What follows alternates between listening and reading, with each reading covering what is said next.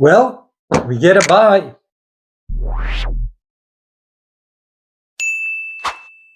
Just when you thought Rutgers was going to finish out strong against a fellow bottom dweller in Maryland, taking a 39-20 halftime lead and leading by 20 points in the first half, they reminded us of who they were. And you thought my tale of two cities analogies were rhetorical.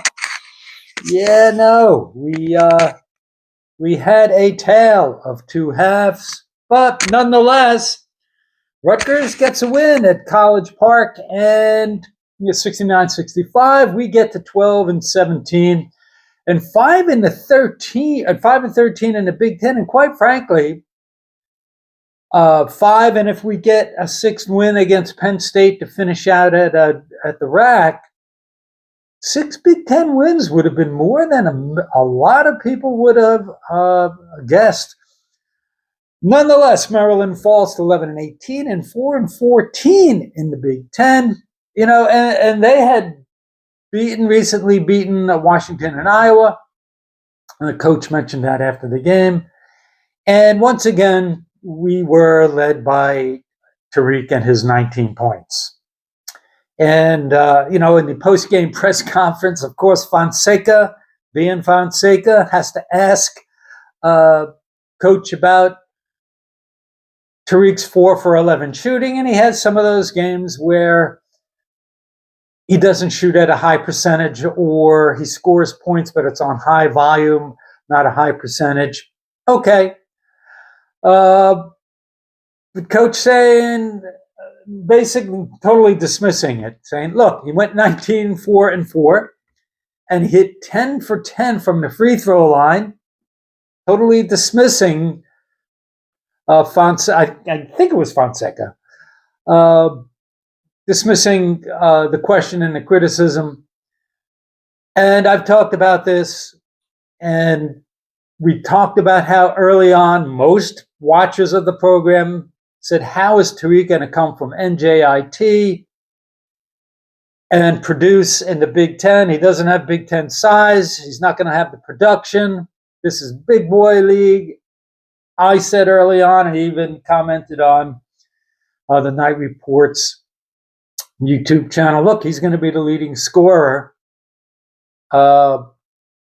If for nothing else, on volume shooting, because everybody was talking about where the points were coming from, and they thought, yeah, if he averaged 13, 14 points a game, that would be a bit of a reach. Nonetheless, Tariq is now an astonishing 134 of 148 from the free throw line.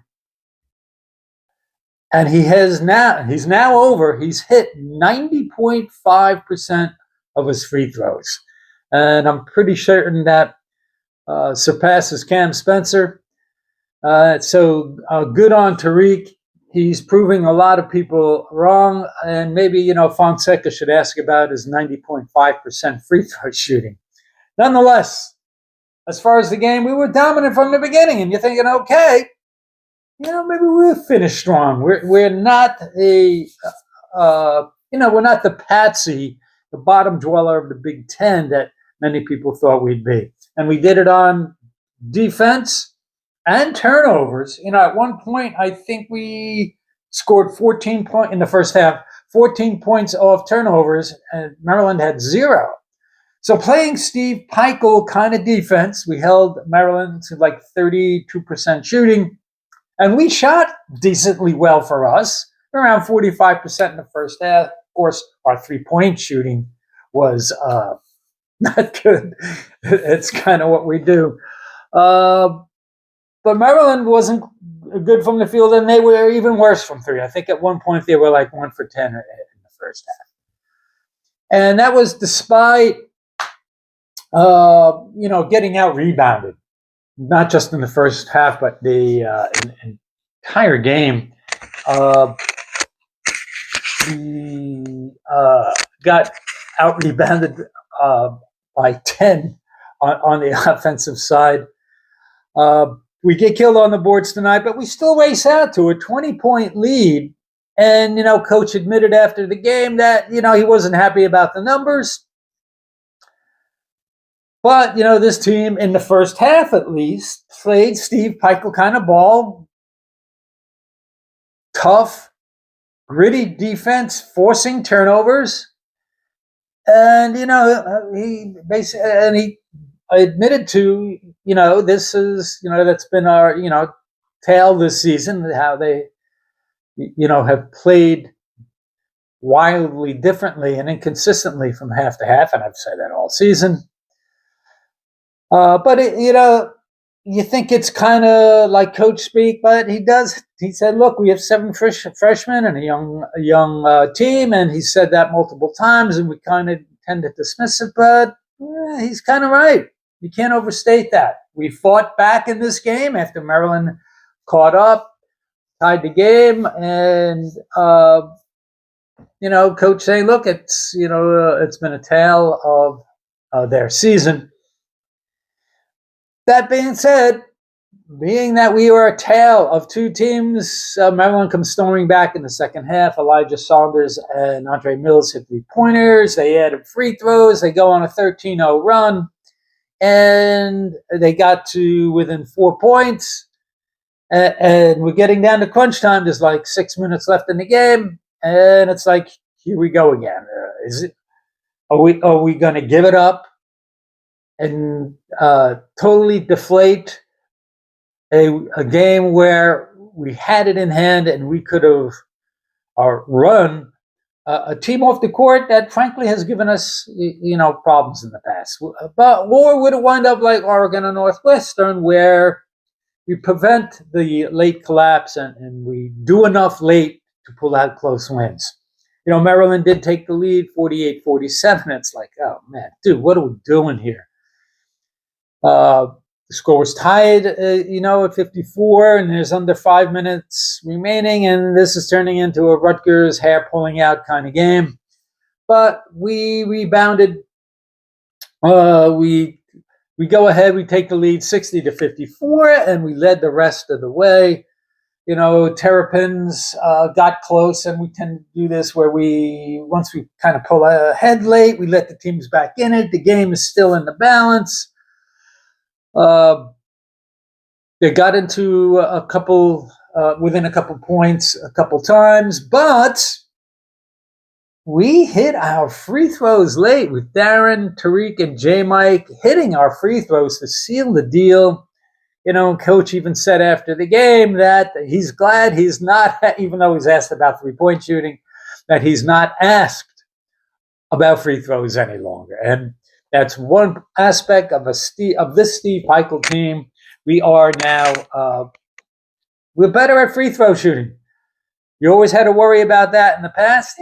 Sometimes, even last year, we missed key free throws, even though we had a couple top 5 lottery picks.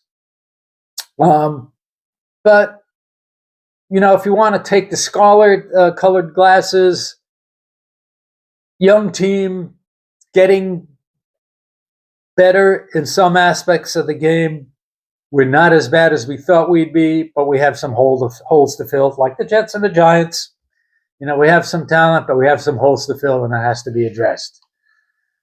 And no, Richie, from the Night Report, it's not all about we're going to have spending more money next year, because when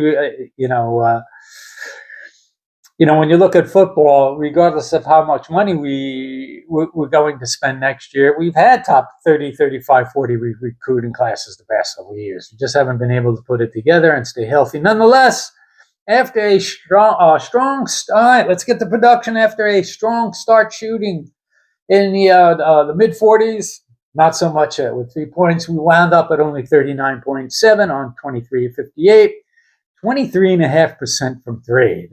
We got to get better there. 4 for 17. Our free throws, as we talked about, pretty good. 82.6%, thanks to Tariq. On 19 of 23, we got 20 points off turnovers to 6 for Maryland, and we got killed on the boards. We have to improve our consistency and rebounding. In playing the Big Ten, you have to rebound. We got killed 50-26. All right, individual production, as we spoke about. Tariq, 19, 4, and 4 in 32 minutes, 0 fouls. Getting to the foul line, not committing fouls. Darren Buchanan, for the second game in a row, he wakes up double digits, 14, 7, and 1 in 33 minutes. J. Mike in 31 minutes, 12.6 rebounds, 2 assists. So he he bounced back a little bit. He's up and down. Mostly down of late. Dylan Grant, who's kind of fading in the second half. I'm not sure if there's some sort of health or injury issues going there, or just not being the guy that we projected him to be. Nonetheless, 7 points, 1 rebound in 20 minutes. And Caden Powers in 31 minutes, 6 points, 1 rebound, 1 assist, only 2-9 shooting. But when you look at these guys all playing over 30 minutes, did we find or settle on a rotation with like 2 games left in the season? It looks like we may have. We'll see how that shakes out the last couple games and what happens next year.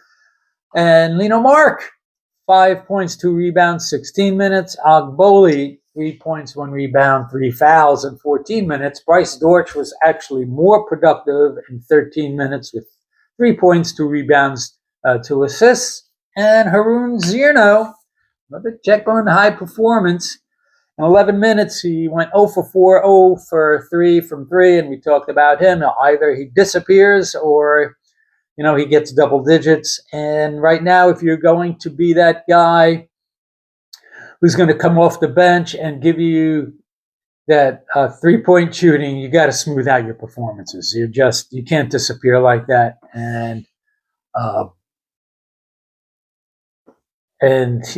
quite often he, just as soon as you have expectations of him becoming more consistent, taken to the next level, he kind of disappears. With that being said, it's off to 24-5, Michigan State, second in the Big Ten, and a favorite to be in line for a championship. We are 12-17, and we will be going against 12-17 as of right now, and 3-15 Penn State, finishing up at home. Penn State does play 18-12 Ohio State, so they'll probably be 12-18 and 3-16 in the Big Ten. But I think Penn State has saved us from taking up the basement in basketball. I guess that's sort of a thing, although many people felt that Penn State preseason, from the beginning of the season, knew that they were going to be very good. But nonetheless, we get to 13 wins, 6 Big Ten wins. That's better than many would have thought.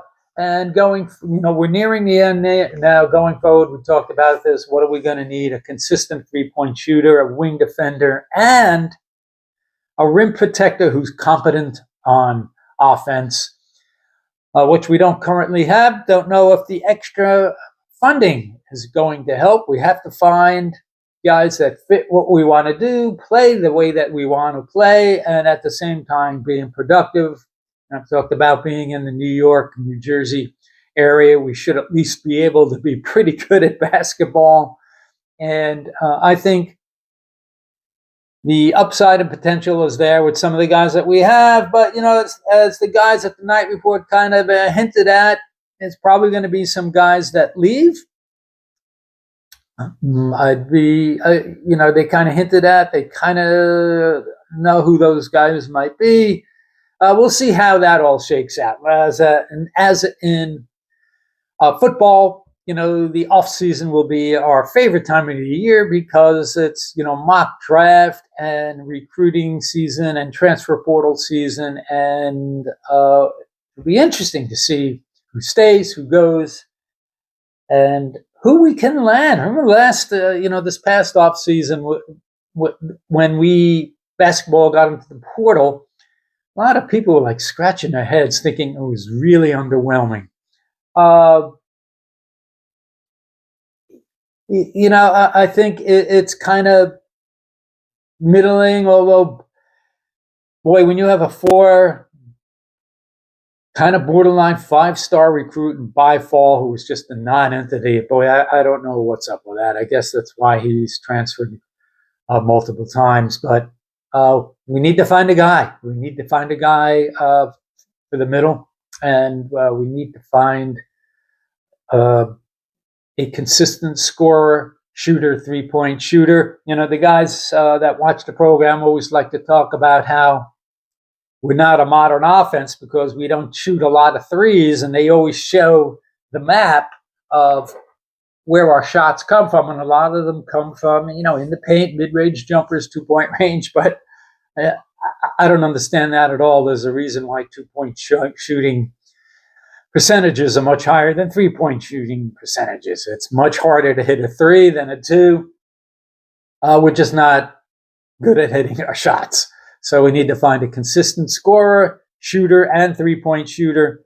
And we need to find a competent Big Ten number 5. Nonetheless, everybody enjoy the rest of your week. We're near the end, finishing out the season, and we'll talk to you the next time, and have a great week.